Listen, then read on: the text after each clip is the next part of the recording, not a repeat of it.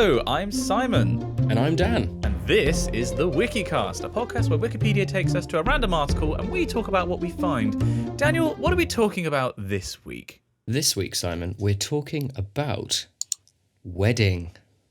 And this is not a random article. I realise that in the intro we say this is a random article. This is one that we have picked because, well, I got married.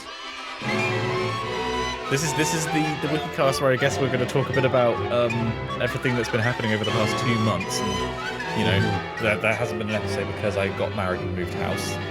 So, you know, that's what we're going to be talking about. But Dan, first of all, hang on, did we get marriage or wedding? We got wedding, so we're wanting to ask, what is wedding? What is wedding?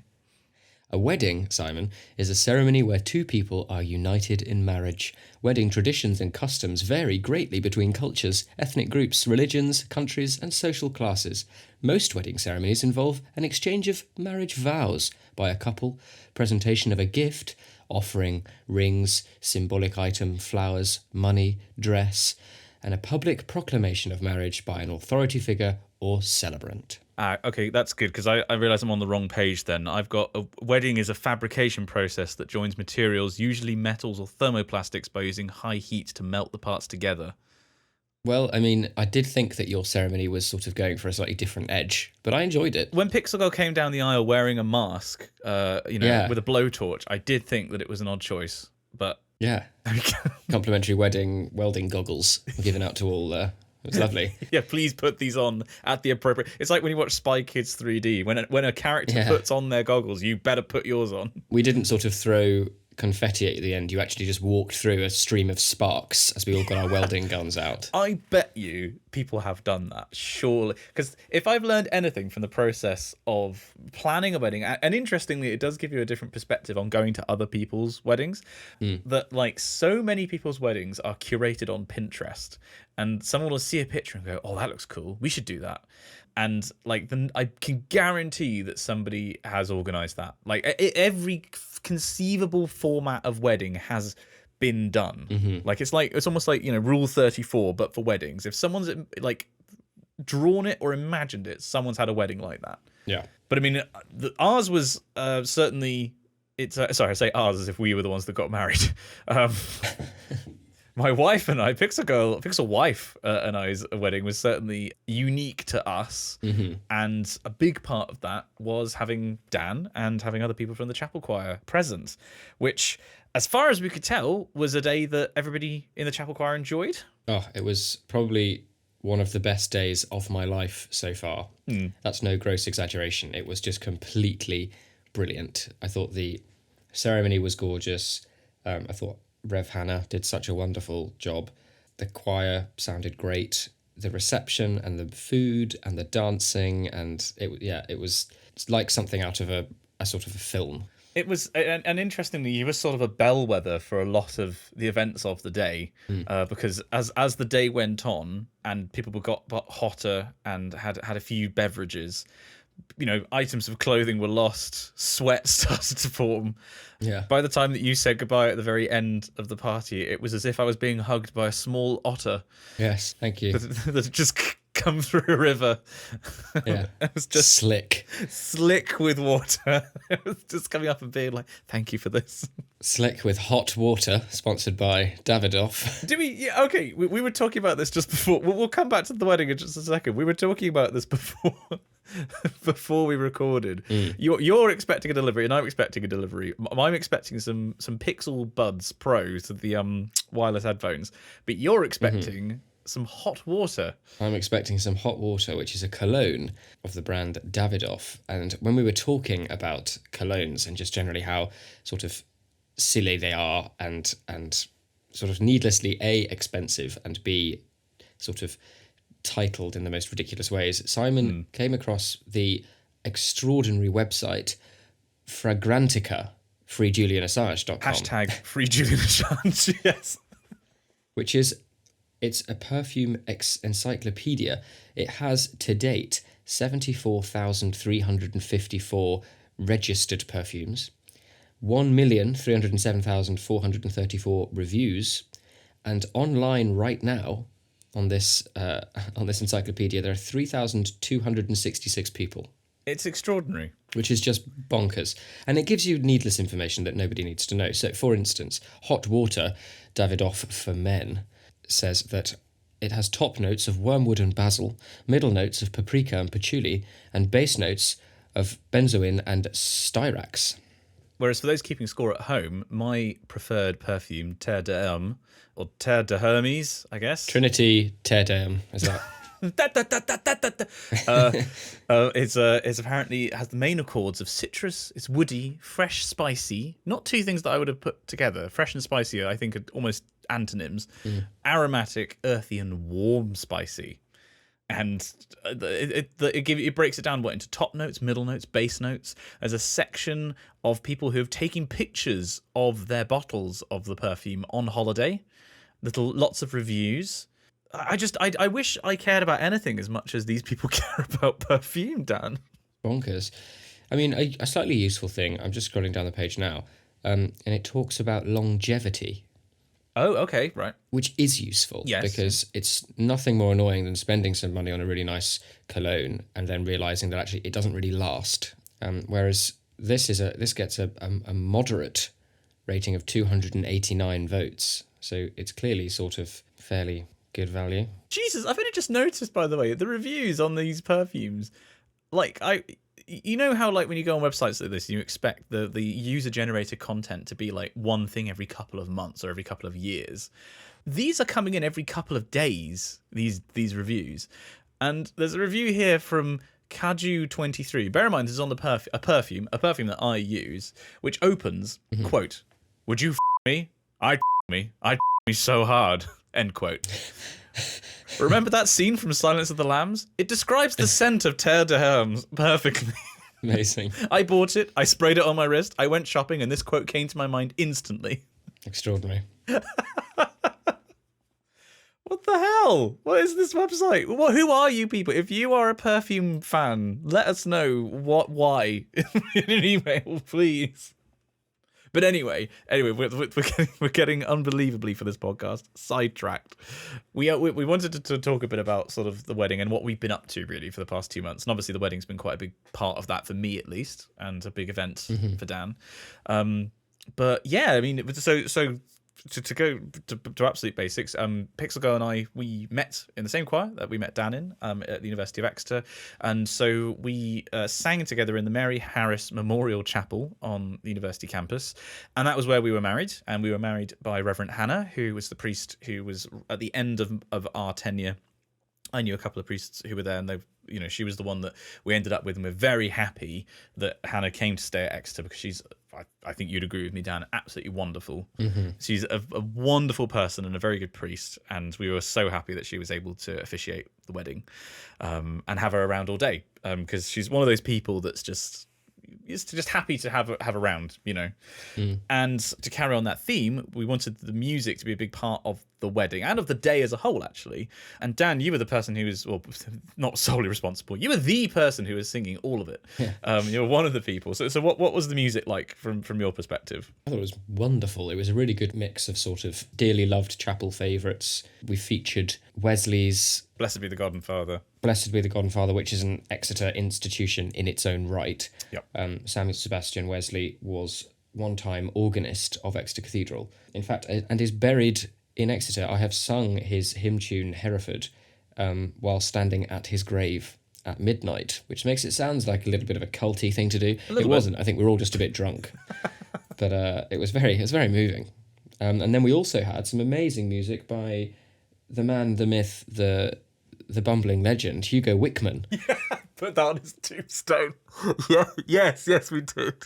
Hugo Wickman arranged for our first dance, You're My Best Friend by Queen, which was something that, I mean, there were a few reasons we wanted to do it. We wanted to give Hugo a commission and give him a chance to flex his arranging muscles, but we wanted the chapel choir to be part of that moment when we do the first dance, and not to have it be a live band, and not to have it just be a recording, but to have it be our friends and singing something written by one of our friends. And I think it went. I mean, I'll be completely honest. So in the rehearsal in the morning, it sounded phenomenal, and people were really, really on it. It was all crisp. By the time we got to the first dance, obviously the choir had the meal, and there was quite a lot of free booze that was going around, and it was a little. It was fuzzy. It was the same picture, but just put a bit of a Gaussian blur on it, a little. It was there and it worked. Yes. But having heard it earlier, I was like, oh, yeah, this is a little bit different. But it was fantastic fun. And it's funny, actually, so I was saying about the recording, because for a lot of people who came to the service, that was the first time that they'd heard this kind of music sung, possibly ever, certainly for a lot of people, live. And we had a few people, including one of Pixel Wife, I'm going to have to get used to that, Pixel Wife's uncles, who came up and said, that's the first time I've ever been around, really top-notch choir. And it is so different. And it hits you in your chest, and you can feel it in a way that I feel like perhaps we sometimes take for granted, because we're so absolutely. used to making that music. And when we hear a recording, we know, oh yeah, it's a recording, but it's not the same thing. Yeah. And the sound of it in person, and the sound of that room in particular, was extraordinary. I mean, we knew the music, obviously, and we knew the choir, but somehow we did not anticipate the volume that came out. I mean, did it sound loud where you were sat? Yes, it sounded extremely loud. I mean, it was a nice mix, really, because there's one sort of there's a couple of moments in that Blessed Be the God and Father where you just need to, kick the ever-loving out of the piece, basically. Including Hugo apparently had a spectacular voice crack. Did you hear about this? Yes, I did hear about this. I think I actually heard it from the other side of the choir.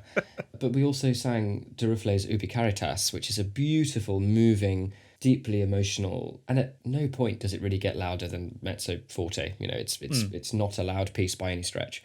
But simply having that many people singing such a committed, sort of electric, fizzing, quiet sound is it's amazing. I think it's more exciting than loud music. Yes. And then similarly, with Pixel Wife walking into the Bibel Ave Maria, and the having timed the moment where she suddenly sort of rounds the corner and starts walking down the aisle in the chapel, and it was just, I'm glad I brought my handkerchief with me, because I did start tearing up and sort of, tears rolling down my face while singing this beautiful piece of music. I was in bits. I was in absolute bits. I mean, and to be fair, there's a picture of me, which I showed on stream the other day, of me just completely welling up. Way before she's actually entered the building, but hearing you all singing that piece, and I do love that piece so much. And I get to choose a phrase that you just used, to kicking the ever-loving out of it. Like, that was a barnstorming performance of that piece. Yeah, it really, really got me. And the funny thing is, there's this stereotype, there's like a cliche of when husbands turn around, because perhaps if people don't know it, I'm sure it says on the wiki, there's the tradition, at least in the UK, that when the wedding ceremony starts and the groom is at the front of the chapel, or wherever you're doing your wedding, and the bride walks down the aisle, and normally to a piece of music, and the groom is traditionally not supposed to sort of turn around, not supposed to see the bride until the moment that they're about to reach the altar. And I gave my best man basically said, John, can you just tell me when she's like when she's reached this pew, and I'll turn around then, because otherwise, for one thing, I didn't want to intimidate her by having everybody looking at her, and then suddenly to have me staring her down. She's walking down the aisle. It's a bit intimidating. So I told him, like at a certain point. But there's this stereotype of when men do that you see these compilations of people like clasping their hands to their mouth, like they can't believe what they're seeing. And the funny thing is, I knew that, and I told myself, like, don't do it because everybody does that. That's what's done. Yeah. And also, like, don't do it because you feel you have to. I have no memory of my hand clasping to my mouth at all, and yet when the pictures came back, I was like, oh, I did do it. Like, it was just that overwhelming a moment that I had like an autonomic reflex. Yes. It was that. So I was in bits before I saw her, and then completely fell apart at that point. And also, I mean, that was one of the moments, and the other moment was when you exchanged the rings, and we had a slight kerfuffle because Pixel Girl mixed up left and right, which is fine. Which is classic. Like we heard you from the other end of the chapel, and you sort of said, "No, your other left." We're just like, yeah, this is exactly how it should be. It felt very on brand, yeah. And then you do the exchanging of rings, and then let God not tear apart what let no one tear apart what God has brought together. Mm-hmm. And then Hannah goes, I now pronounce you man and wife. You may kiss the bride, and kissing Pixel wife, and then the chapel just exploded, basically. Yeah. And it just kept going. It was like, mm-hmm. What do we do? People just keep clapping.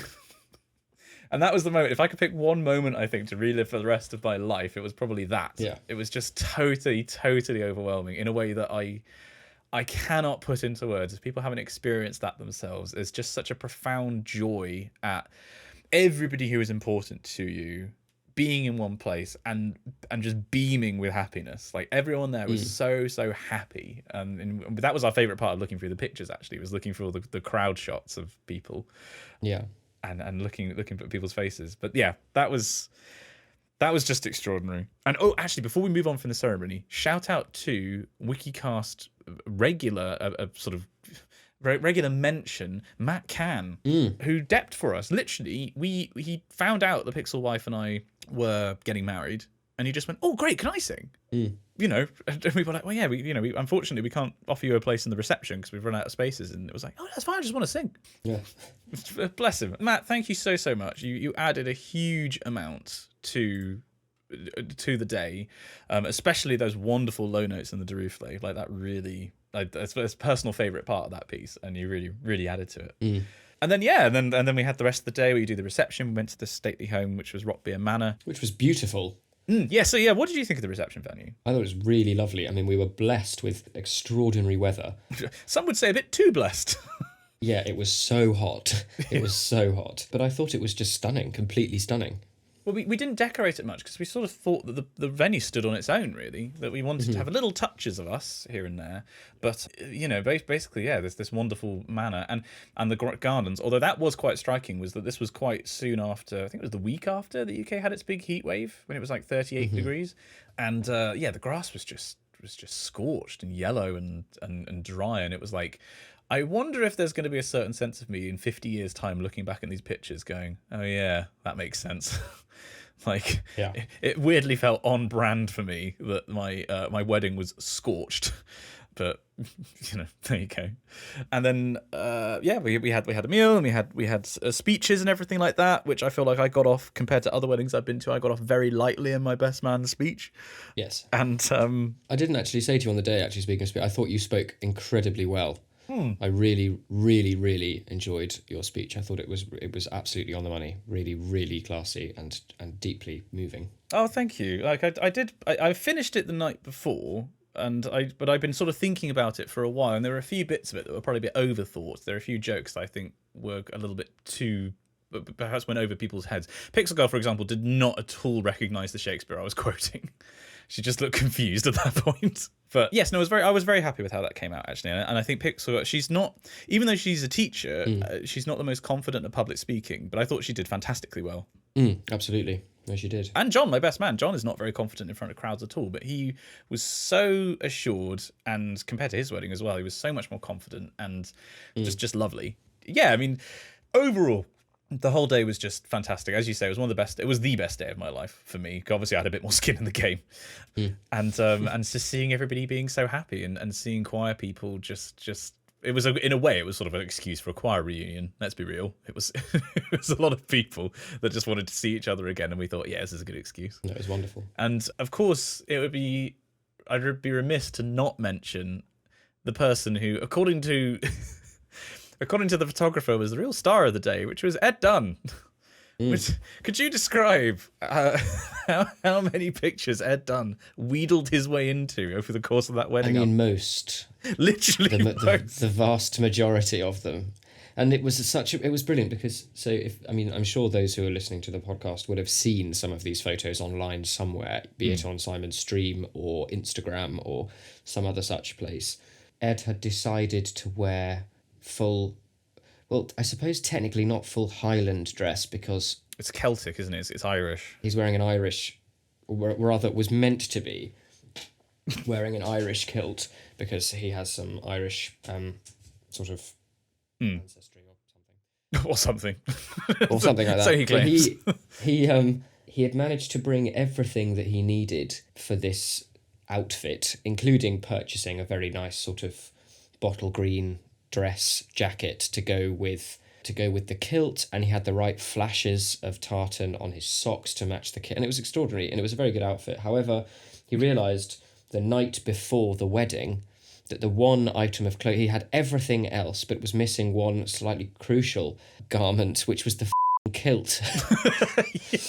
He'd left the kilt in Guildford. He'd brought everything else except the kilt. So he then had to get up the morning of the wedding, race into town and try and find a kilt. And fortunately he did. And as it happens, the kilt that he ended up wearing was so much nicer than his one. Oh, I didn't realise that. Oh, nice. Yeah. So he managed to find one. The other thing to mention is, what was the three-piece, the upper half of his three-piece made of? Oh, God. I believe it was wool, Dan. Yes. On a 33-degree day. I mean, he was a very sweaty person. He was so warm. I don't know how he survived the day, in all honesty. So yes, but Ed, according to the photographer, was the star of the day, and a lot of people came up to me after and was like, "Who was that Freddie Mercury looking guy?" And I was like, Yeah. "Ed, yeah, I know exactly who you're talking about. That's Ed." Yeah. So Ed, sweetie, we love you. Somehow, when Ed gets married, he's gonna be even more the star of the show. Yeah. I shudder to think what that's gonna be like. Gosh, yeah. I can't even imagine. But suffice to say, I got married. It's great. I'm very, very happy describing myself as a husband, and I've gotten used to actually having a ring on my finger at this point. Like, I feel naked if I take it off even for just a second. Yeah. You know, I'm very, very happy.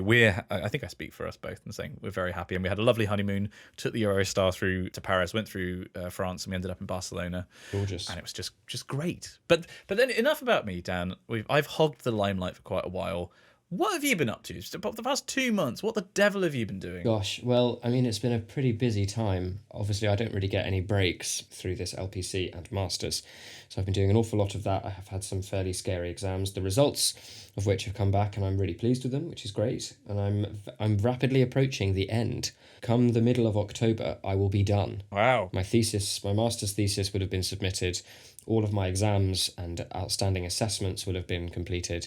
And I will find out on the 17th of November whether I have been awarded my LPC or not, which is very exciting. Which is incredibly exciting. Yeah. I mean, how long has this been in the works now? So I started in January and was still at that time doing my sort of law conversion finals in early February. So there was a period of time this year where I was actually studying for an LPC, a master's, and a GDL at the same time, and it's sort of been it's been 2 years back to back. The law conversion sort of bled into this year, so it's been a long old slog, and I can't lie, I'm really looking forward for it to be sort of over and start really looking at paralegal jobs in London, and hopefully moving to London in 2023 sometime, which would be exciting, provided, as I say, that I can find a job. And that's, I mean, and when did you move to Exeter? Was it 2014? 2015. My first year started in September 2015. Wow, so 8 years you would have been in Exeter for. It's a long old time. And do you think you're ready to move on? Yes, definitely. I'm going to miss it, of course, and I'll miss the people here, and it's a beautiful place. The Southwest is stunning, and Exeter itself is just great. You know, that's a reason why I've been here for the amount of time that I have been. But I think I'm ready for a new place, and new people, and the big city is very attractive. And I think I'm at the right. I'm 25 now, and I think it's sort of a good age to move. Yeah. And it's not like I'm moving to London immediately out of a sort of an undergraduate degree, and I'm 21 or something. Yeah, I think it's the right time to go. As I say, I just have the small issue of finding a paralegal job, and then at least I'll be on a salary. Barely an inconvenience. Yeah, paralegaling for a year, and then hopefully securing a training contract, and then the training contract will last 2 years, and then after that I will be a fully qualified. I'll go to my ceremony and I'll be a fully qualified solicitor, which is crazy. Good grief, my boy's growing up. Yeah, God. So if you need any, got any legal questions, I mean, obviously, I need to be quite careful when I am qualified. I can't. It would count as taking advice, which is something that Really? you can't enter into lightly. Yeah, there's lots of sort of legal ramifications of doing that. So, but speaking from a purely academic perspective, I mean, does the responsibility of that scare you a little bit? This idea of, you could potentially hold people's future, depending on the kind of law you end up going into. Like, it could be absolutely, yeah. and that's why it's so heavily regulated and so serious, and the reason why you do 2 years of a trading contract, to make sure that when you get to the end of that, you're not going to make sort of silly mistakes, because a silly mistake could cost the firm tens of thousands at least. Or potentially someone, depending on what happens, it could cost someone their liberty. It's a huge responsibility. Well, exactly. Yeah, I think that's one of the things that I enjoy so much. Because regardless of what you're having to do, whether it's some sort of advocacy stuff, standing up in a court and arguing a case, or having a conversation with a family who's going through just a horrendously difficult time, and they're basically, they basically come in on their hands and knees, just sort of wanting to get a problem sorted, desperately wanting to get a problem sorted, and you're really, you're a sort of, it can be a saviour at that point if you do your job well, and you're able to work out and action the desired outcome. It can completely turn people's lives around, and I think that's I think it's an incredibly humbling thing. Well, it's something that you've obviously been well trained to do up until this point, but ultimately it's something you're only going to learn through a firm, I guess. It's something that you only learn to navigate through doing the thing. It's like driving, like you really start to learn to drive when you've passed your test. Yeah. And it's, and I think I'm really going to start understanding how to be a lawyer and solicitor when I'm working in a firm, and I've started my training contract, and I'm actually doing the sort of, I'm on the front line, if you like. Yeah. Well, I mean, good luck. It's obviously it's a little way away. Let's not get too stressed about it, but it's something, and we should definitely do something to celebrate. So celebrate once you actually, it's finally, the dragon has finally been slain, and also when you do move to London, we should definitely get something in. Absolutely. Well, before we do that, Dan, and perhaps inspired by recent events, I have to ask, what is your choral piece of the week? And this will be my piece of the week. Drum roll, please.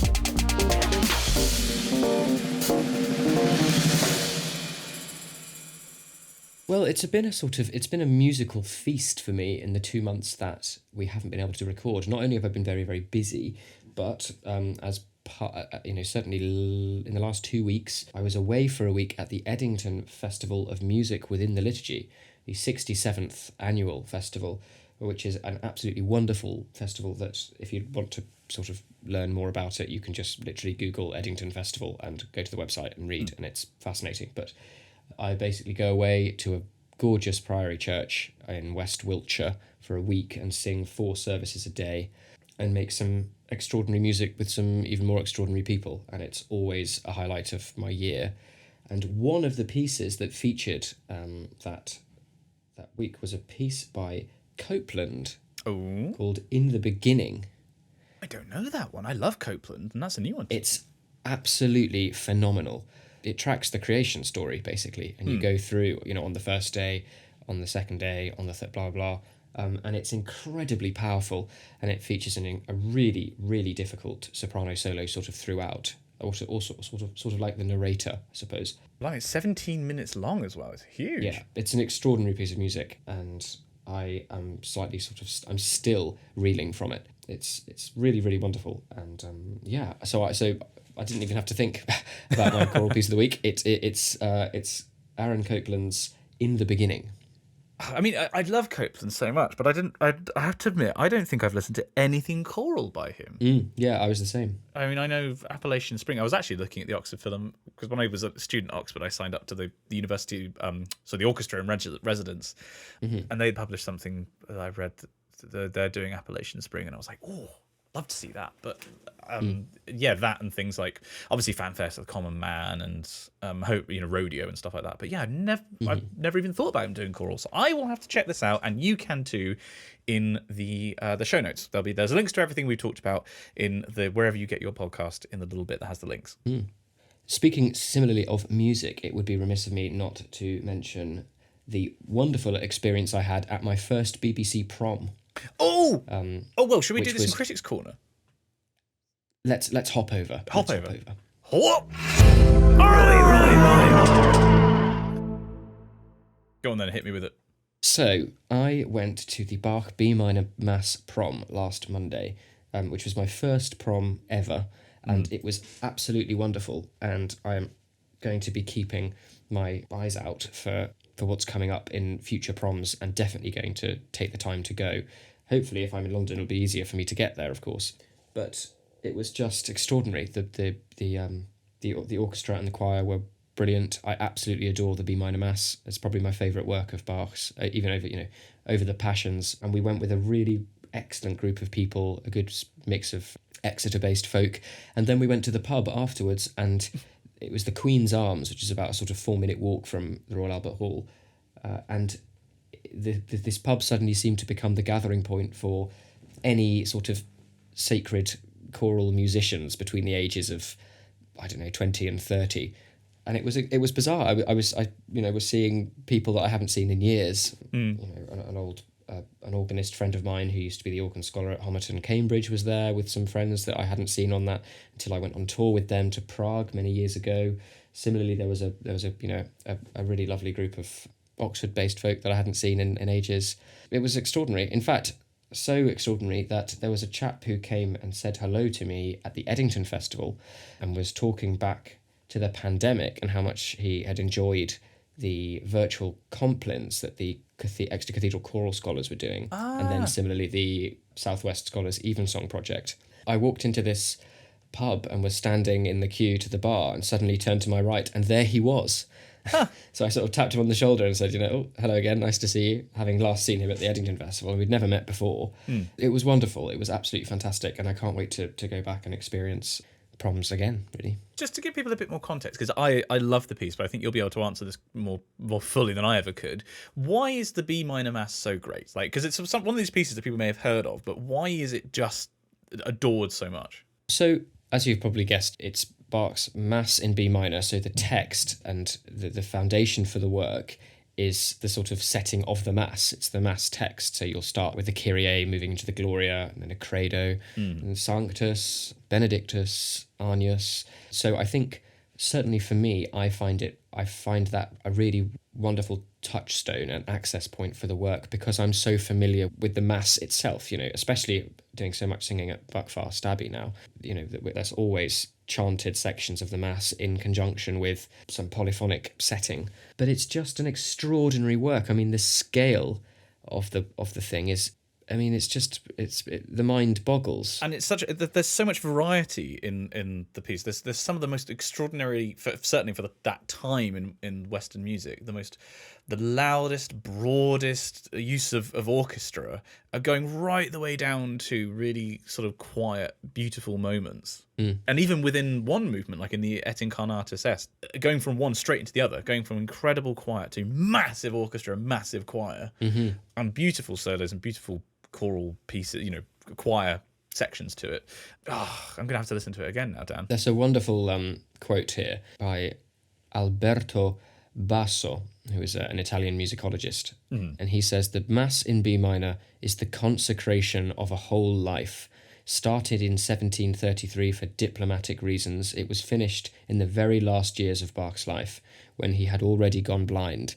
This monumental work is a synthesis of every stylistic and technical contribution the cantor of Leipzig made to music, but it is also the most astounding spiritual encounter between the worlds of Catholic glorification and the Lutheran cult of the cross.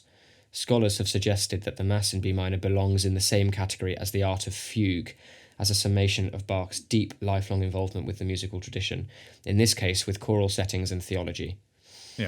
Yeah, it's absolutely amazing, and I love just to sit down and listen to it, but to hear it live, played phenomenally well, was a real joy. And I think it's actually interesting that you raised the point there about sort of the combination of Lutheranism and Catholicism, because I'm reading a book at the moment that I could highly recommend to people called Dominion. Have you by Tom Holland? Have you heard about this? I think I might have, actually. It's quite famous. I was given it as a present. I think I was given it last year, actually, and I've only just got around to reading it.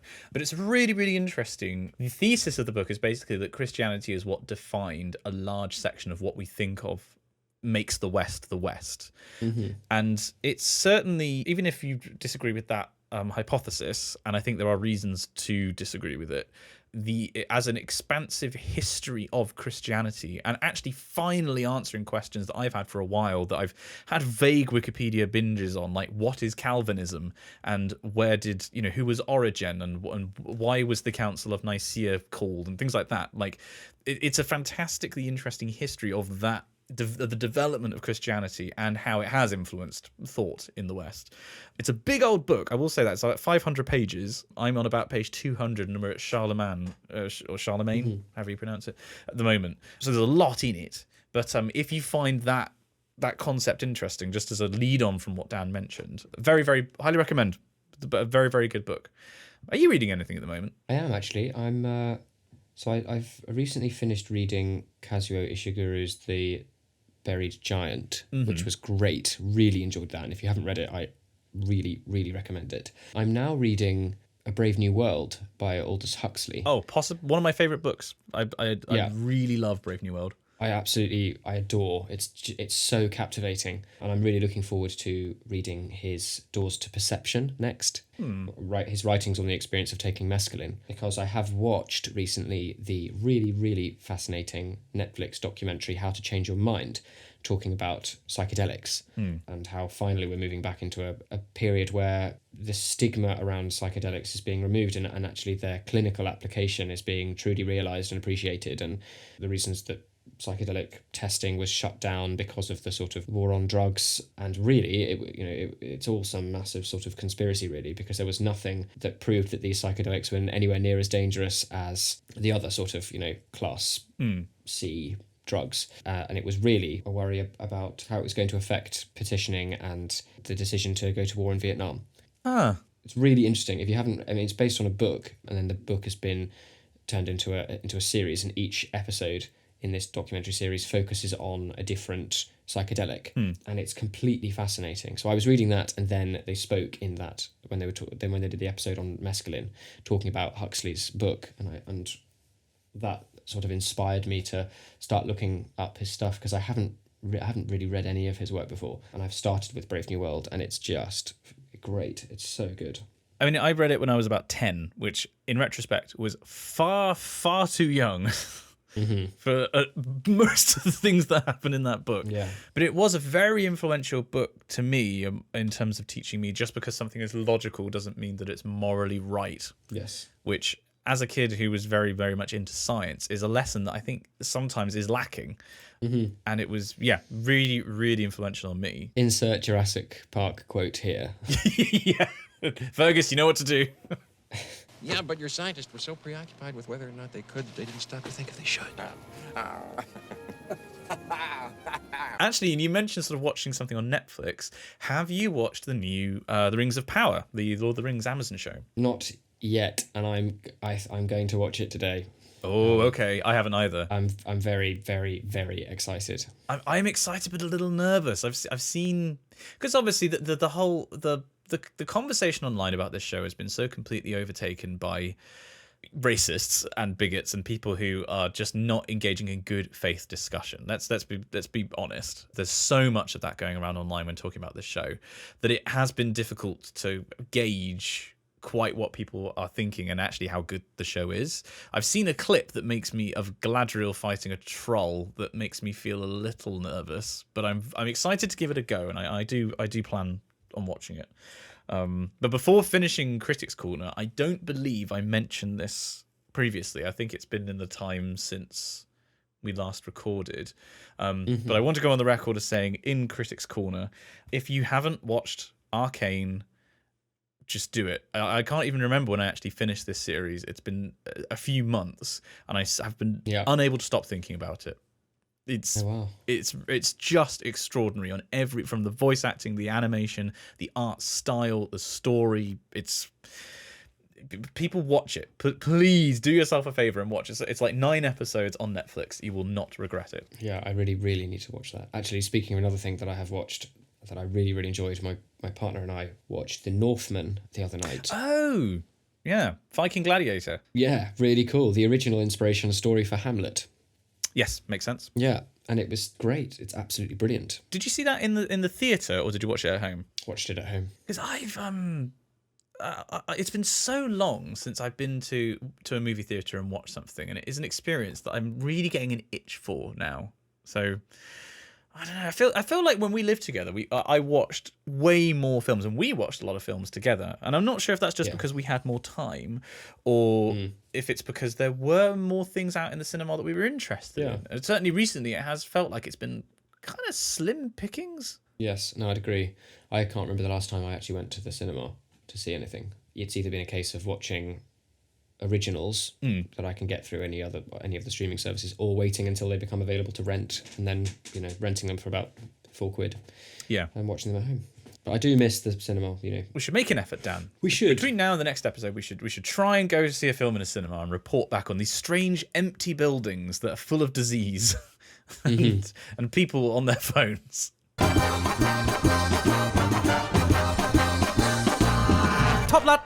And it's that regular time again where we've taken a hop, skip and a jump into Patreon Corner, a corner where we can say an enormous thank you to those who support us on Patreon. And without that very same support, this podcast couldn't exist. We wouldn't be able to pay for our hosting, we wouldn't be able to pay for our glorious editor, and the sort of pot of resources that Simon and I are going to use very soon to do some content. Yeah, now we finally actually have time and a venue to do it. So we tell you what, after we record today, Dan, we'll get a date in the calendar for that. 100%. Yeah, so just an enormous thank you so much, and a particular thank you to those who support us on Top Dog or Top Cat tier. I would like to start by saying an enormous thank you to those of the Top Dog category. Why are you talking like William Shatner? I am trying something new.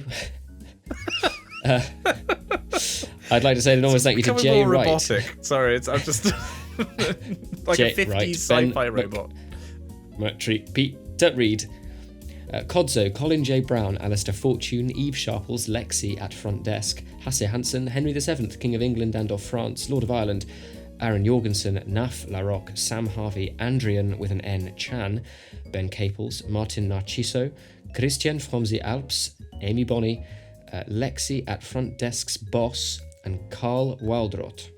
Thank you so much. I, however, would like to thank those supporting at the Top Cat level, and that is another thing, which there's so much has happened since the last episode, but I have my own Top Cat now, Susanna in the highest. Very good. And we'll talk about us literally sometimes when I'm trying to get her attention. I'll be like,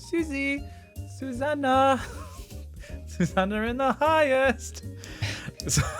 Susanna in excelsis, Susanna. It's also dangerously coming close to Susan Williams. Yeah, I was just thinking that. Susan Williams. Even Pixel Girls find that one funny now. There's so many little weird references that she's picked up on from Hat Films and the Yogs. And weirdly, the Star Trek podcast, The Greatest Generation. Like, no context whatsoever. She just finds the soundbite funny. But anyway, so we'll talk about Susie next episode, I'm sure. But I would like to thank those supporting at the Top Cat level who are keeping Susie supplied with dreamies. And those people being Anna Reifer, Lewis Hobden, Jean-Claude Marais, Nathan Flaherty, Abu El Ella, the physics boy, Simon P, Jack Easton, Izzy CC, Nafi Iftikhar, Christopher Betterton, Dame Valerie III, Layla Medina, Will Janice Humphreys, Rents Kirk, Oliver Burkhart, Omar Miranda, Cole Mansfield, Princess Andromeda, Isabel Ostrowski, Matt Maguire, and the one, the only, Dan Hanvey. Thank you so much for your support. We'll try and make more podcast episodes a bit more regularly now. Top lad! Right. If you have any email. Oh, Jesus Christ. Oh, no, there's so many emails, Dan. Oh, no. Oh, no. Whoever's signing us up to video doorbell installation, stop it. Not funny. One eternity later. So we're going to kick off our correspondence with an email from Jacob, and his email is titled German Tongue Twisters, which is, this just fills me with dread. Daniel, hold me. Yeah, Absolute dread, white knuckle fear. Jacob says, Dear Dan and Simon, when you read out my email in the latest episode, I realised that I didn't write what I wanted to say. I meant that while Dan's German pronunciation may not be perfect, he does put in more effort into getting it right than most English speakers. Well, that's kind. There you go. Anyway, you seem to be having fun with languages in previous episodes, so here are some German tongue twisters. Simon, I'm going to hand over to you. Oh, thanks. To give some of these. Well, tell you what, I'll do. Okay. Why don't you go first and I'll go second? Because that's the longest one, so it's only fair that I do the one that has more work. Okay, fine. So we've got one here, the translation of which is small Czech matchbox, and the German sounds a little something like this. It goes a little something like this. Czechčiches Streichholzschachtelchen. Perfect. Terrible. Like Absolutely I'm in Bavaria. dreadful. Yeah. Meanwhile, I'm going to be giving a go to red cabbage remains red cabbage and wedding dress remains wedding dress. Very practical people, the Germans, aren't they? Like, yes, I'm not going to disagree with that. Blaukraut bleibt Blaukraut und Brautkleid bleibt Brautkleid. Brilliant. I think that was about right. That was glorious.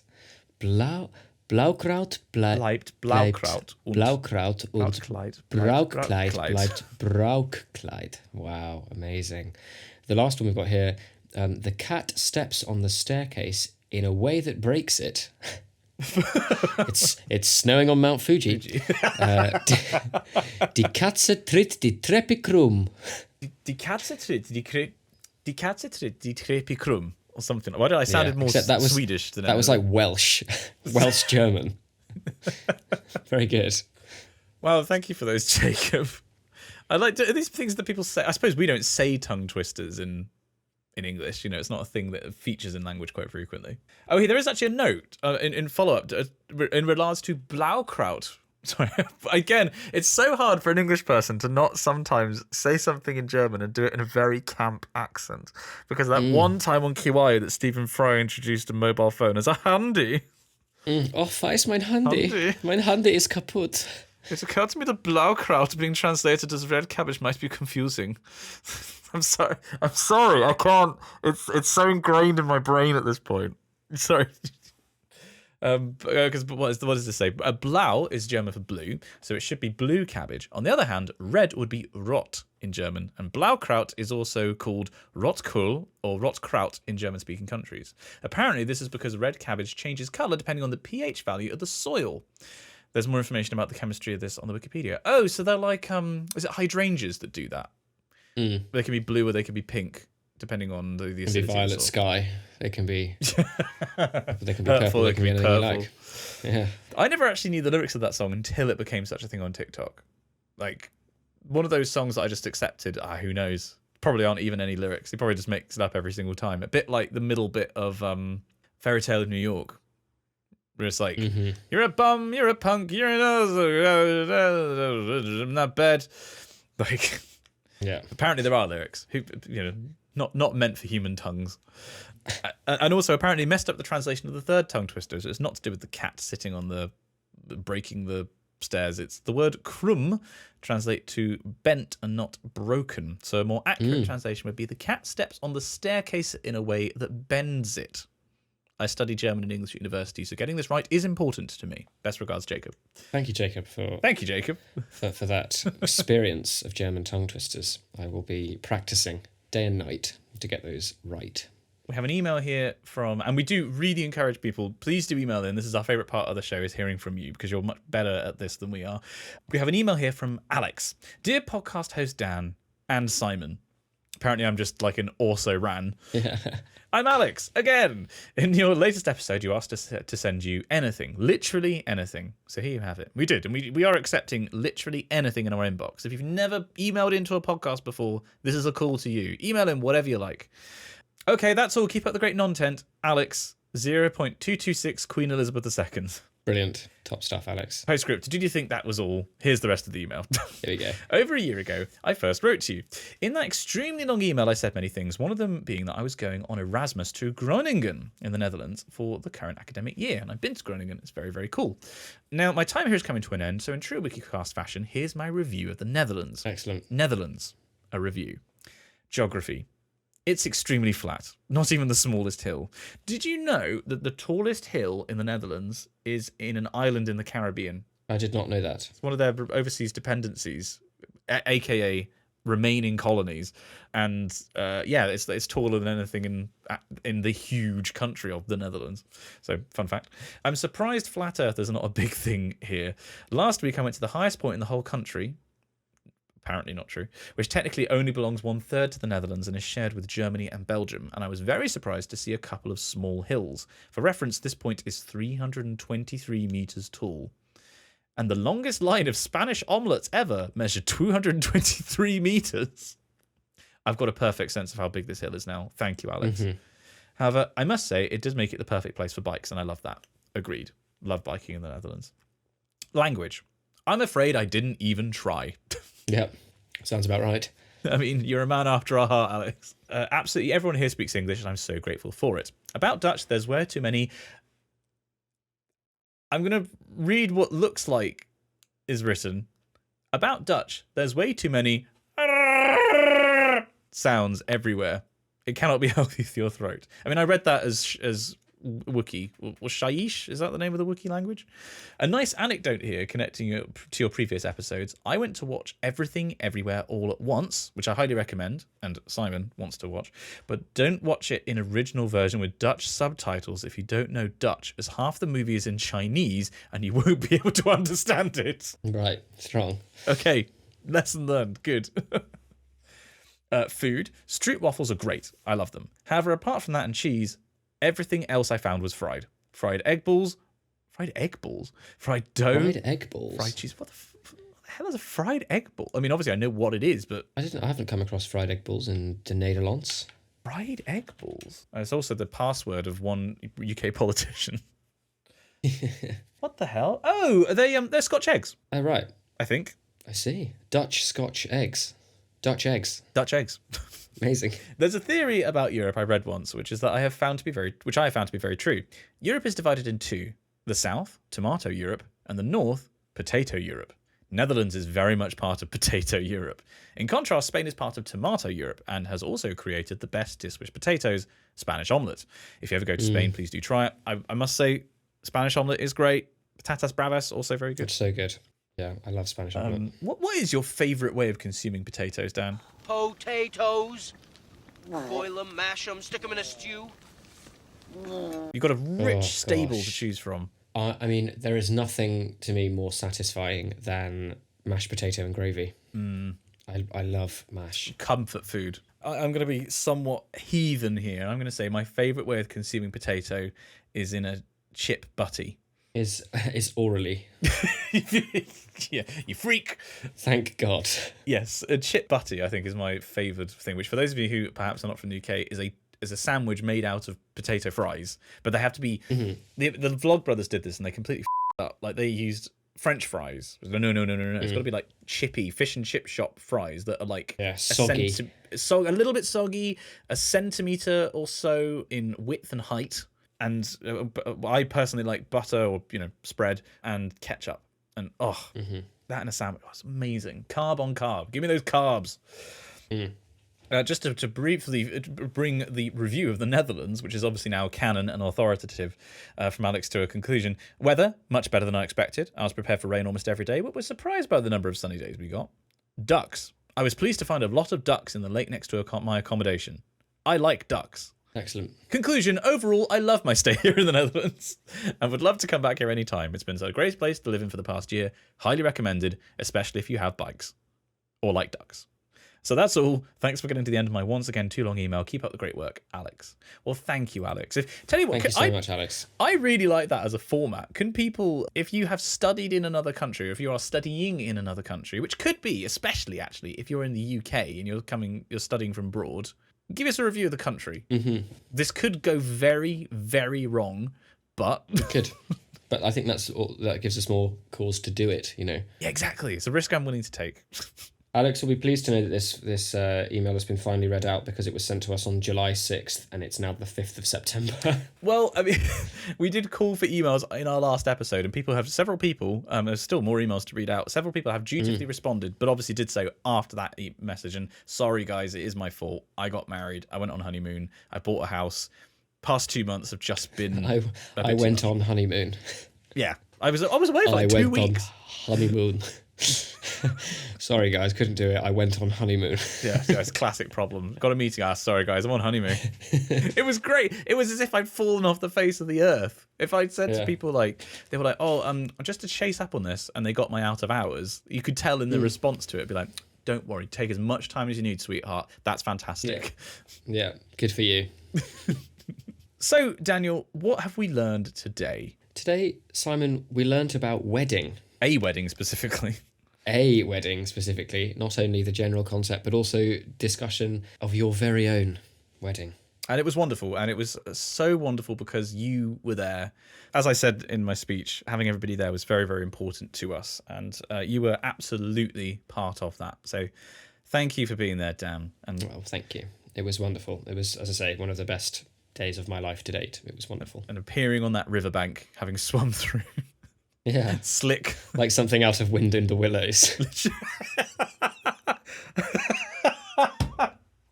Oh, here comes Maury swimming up. with his little hamper of sort of picnic goods that are obviously completely wet through. Yeah, everything's just soaked.